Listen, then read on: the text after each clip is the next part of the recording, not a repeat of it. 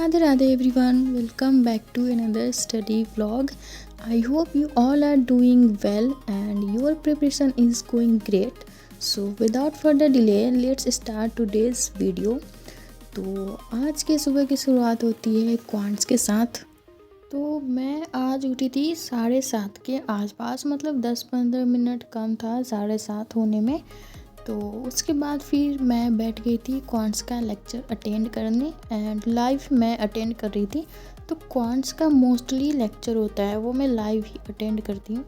And अभी sir ने start किया है क्वाड्रेटिक इक्वेशन, जो कि आज से ही स्टार्ट हुआ है। तो आज तक कुछ नोट्स बनाने वाला था नहीं। वैसे जब मैं लेक्चर लिखती हूँ क्वांट्स का तो मैं नोट्स नहीं बनाती हूँ, क्योंकि सर जो देते हैं हैंड रिटेन नोट्स, तो मैं वहीं से नोट्स बनाती हूँ। तो इस तरह से मैंने अपना क्वांट्स का लेक्चर कंप्लीट करा एंड उसके बाद फिर मैं करने लगी थी एडिटोरियल।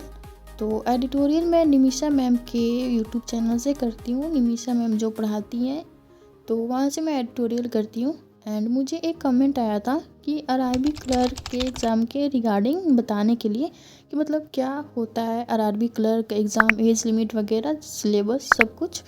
तो वो भी मैंने आगे वीडियो में डिस्कस करा है, तो आप प्लीज़ वीडियो को लास्ट तक ज़रूर देखना। तो आज जो भी वर्ड्स मैम ने करवाए थे ना, तो मुझे उसमें से ज़्यादातर वर्ड्स ऐसे लग रहे थे कि रिपीट हो रहे हैं। ऐसा लग रहा था कि मैंने ये वर्ड सुना हुआ है। तो जो वर्ड्स मुझे नहीं पता था मैं वही नोट डाउन कर रही थी एंड बाकी मैं पीछे देख ले रही थी कॉपी पलट करके कि उस वर्ड का क्या मीनिंग होगा, मतलब क्या उसका सिनोनिम एंटोनिम्स होता है। तो इसी तरह से मैं अपना एडिटोरियल क्लास करती हूँ एंड मैं लेक्चर का स्पीड 1.5x या फिर 1.25x पर ही करके देखती हूँ। तो अभी बात करते हैं आरआरबी क्लर्क एग्ज़ाम के बारे में। तो सबसे पहले आरआरबी क्लर्क की एज लिमिट क्या होती है। तो एज लिमिट होता है मिनिमम 18 होता है। आप 18 ईयर्स की हो तो आप आरआरबी क्लर्क का एग्ज़ाम दे सकते हो एंड आपका ग्रेजुएशन कंप्लीट हो जाना चाहिए। देन अब बात करते हैं सिलेबस की। तो आरआरबी क्लर्क का जो प्री एग्ज़ाम होता है तो उसमें क्वांट्स एंड रीजनिंग आता है। ओनली 2 सब्जेक्ट्स ही आता है प्री में, इंग्लिश नहीं आता है। एंड क्वांट्स का पेपर, मतलब क्वांट्स एंड रीजनिंग दोनों का ही पेपर, मतलब प्री का जो पेपर होता है काफ़ी ज़्यादा इजी होता है। अगर हम बाकी सारे बैंक एग्ज़ाम से कंपेयर करें तो पर बहुत इजी होता है, तो उसकी कट ऑफ काफ़ी हाई जाती है। तो टोटल जो होता है उसका 40 मार्क्स का होता है, मतलब क्वांट्स होता है 40 मार्क्स का एंड जो रीजनिंग होती है वो होती है 40 मार्क्स की। तो टोटल मार्क्स हो जाता है 80।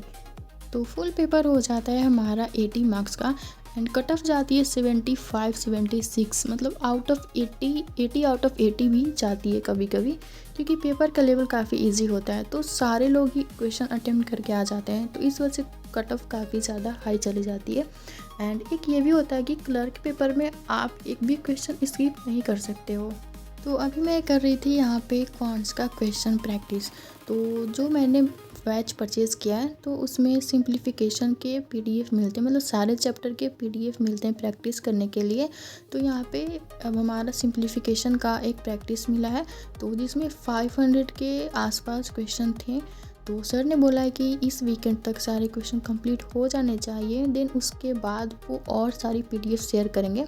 तो पहले मैंने 112 क्वेश्चन बना लिया था, हाँ 12 या 17 क्वेश्चन बना लिया था एंड अभी मैं उसके आगे से कंटिन्यू कर रही थी।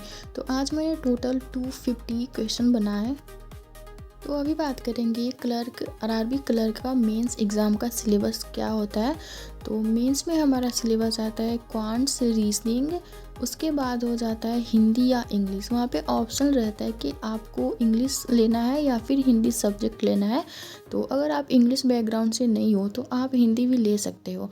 एंड उसके बाद हमारा banking and financial awareness and फिर आता है करंट अफेयर्स। तो ये सारे सब्जेक्ट्स होते हैं जो मेंस में एग्ज़ाम में आते हैं। एंड मैंने सिर्फ प्री का ही एग्ज़ाम दिया था, तो मेंस के एग्ज़ाम के लेवल के बारे में मुझे उतना आइडिया नहीं है अभी। तो क्वेश्चन प्रैक्टिस करने के बाद मैं चली गई थी अपनी एक फ्रेंड के साथ, क्योंकि मुझे और उसको भी, मेरी फ्रेंड को भी मार्कशीट लेना था, मतलब ग्रेजुएशन फाइनल ईयर का मार्कशीट लेना था। तो गए हम लोग कॉलेज में, बट अनफॉर्चुनेटली हमें नहीं मिल पाया, क्योंकि जो डिस्ट्रीब्यूट करते हैं मार्कशीट वो थे ही नहीं कॉलेज में।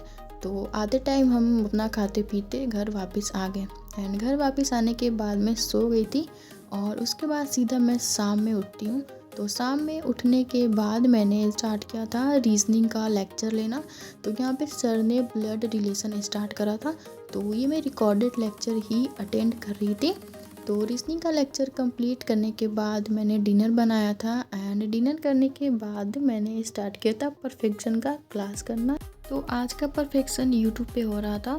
तो आरआरबी क्लर्क का मतलब पेपर मैम करवा रही थी, मतलब जो पेपर आ सकता है एक्सपेक्टेड पेपर जो होता है तो वही करवा रही थी। तो मैंने भी कर लिया था क्योंकि आरआरबी क्लर्क का जो मेंस लेवल होता है वो IBPS PO and RRB PO pre के लेवल के बराबर ही होता है। तो इसलिए मैंने भी क्लास कर ही लिया था। एंड उसके बाद फिर मैंने स्टार्ट किया था बैंकिंग अवेयरनेस का लेक्चर लेना।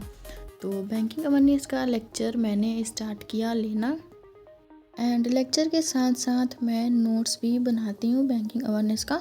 तो मैं शॉर्ट नोट्स ही बनाती हूँ। तो यही था आज जो मैंने पढ़ाई कर रहा पूरे दिन में, और 2-3 घंटा तो वेस्ट ही हो गया मेरे कॉलेज आने जाने में ही एंड काम भी नहीं हुआ। तो काफ़ी ज़्यादा रिग्रेट होता है कि आप किसी चीज़ को अपना टाइम दे रहे हो एंड वो काम नहीं हो रहा है, तो फिर होता है रिग्रेट, बट कोई नहीं। तो आज का मेरा टारगेट 85% तक कंप्लीट हो गया था। एंड तो यही था आज का study vlog and I hope मैंने आपका क्वेश्चन का क्लियर आंसर भी दे दिया होगा जो आरआरबी क्लर्क के रिगार्डिंग था। एंड अगर आप लोग को कोई और डाउट होगा तो आप मुझे कमेंट में पूछ सकते हैं, तो मैं नेक्स्ट वीडियो में उसको कवर कर दूंगी। So that's it for today's video. And अगर आप लोग को वीडियो अच्छा लगा हो तो प्लीज़ वीडियो को लाइक करिएगा, शेयर करिएगा एंड चैनल को सब्सक्राइब करिएगा। तो फिर हम मिलेंगे नेक्स्ट वीडियो में।